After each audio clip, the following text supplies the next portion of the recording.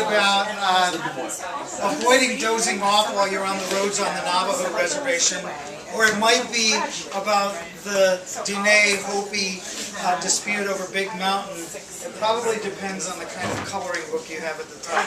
This is called Kayenta Rumble Strips. Oh yeah. Coloring outside the lines, I mumble. You blame the tribal agency, placing rumble strips much closer to the active lanes. Wake the drunks, or serve as highlighter for a ley line extending north to Hovenweep, southeast to the portals of Ganado. The Hopi checkerboard area stretching from here to Kayenta is supposed to blur the barren, leave Anasazi traces indistinct, fuzzed out in dust devils. But the speed bumps provide the coloring book with a clarity missing from sorry remains of what once were towns outside the res. Winslow, Joseph City, proponents of this new era of clean coal. GPS coordinates inform us the Four Corners landmark is deliberately displaced 200 feet to the west.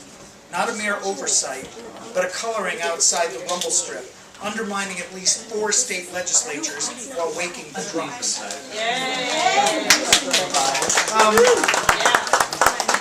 I have no idea why this next poem was written, except for the fact that I was rifling through the 99-cent bin at Independent Records, and there was Laura Branigan on the cover of Self-Control saying, "I'm 10 years dead.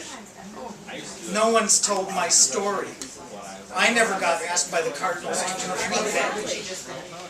Tell my story." I said, "I don't even particularly like your music." "It doesn't matter, peasant. This is your destiny."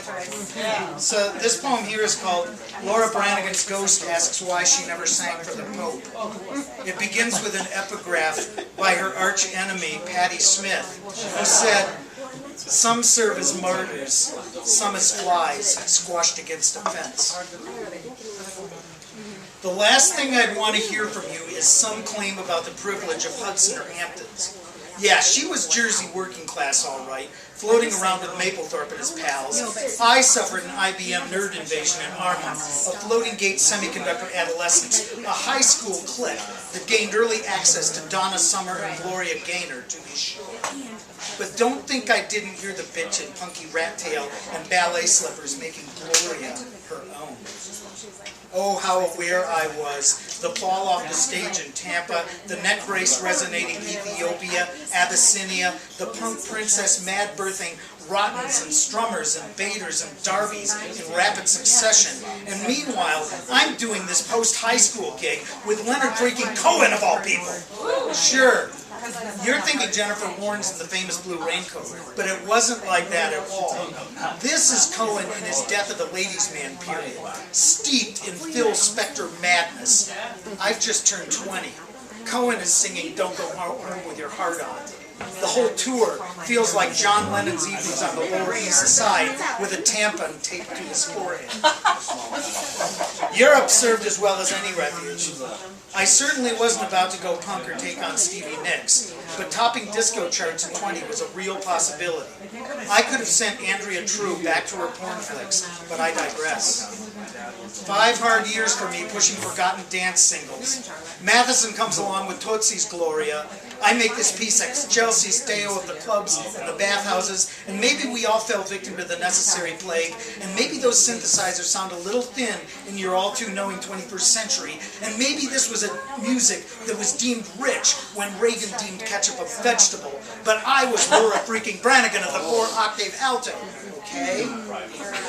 Patty, of course, had married, withdrawn to Detroit, gone strangely silent in a time of AIDS and Contras and Marine barracks in Beirut. I was obliged to be the creature of the night. I was obliged to lose self-control. And of course it was never the hardcore spaz out, but the safe flash dance variety, the Michael Bolton flavor. And I made Bolton what he later was because I was Laura Branigan of the 4-octave alto. When Aja fired 4 shots at Il Papa in St. Peter's Square, I was married off to an attorney twice my age. Patty married off to a member of the MC5. Neither Gloria sticking around long enough to dance with them what brung us. Of course, she lost Fred to a bad heart not long before I lost Larry to colon cancer. We entered a new millennium in a mutual purgatory. Patty documented every heresy called by Constantine. I was selling dance to European clubs, no longer buying after Sarajevo. A last all-nighter in Mykonos, a summer of flights gone horribly wrong, an invasion of Kandahar, the taste of anthrax powder on the sides of the tongue, shock and awe, mission accomplished, a redoubt named Fallujah, my headache splitting into aneurysm that hot August night. Relax, Fallujah, hell has come.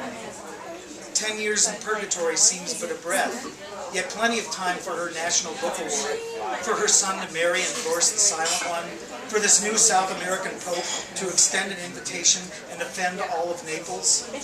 It's rare that they speak of me at all anymore, in nightclub or sanctuary. Another ruptured cortex, another diva whose sins were never claimed. If only two glorias could be heard in the Basilica, if only Patty could cover self-control for the cardinals, I would resent nothing.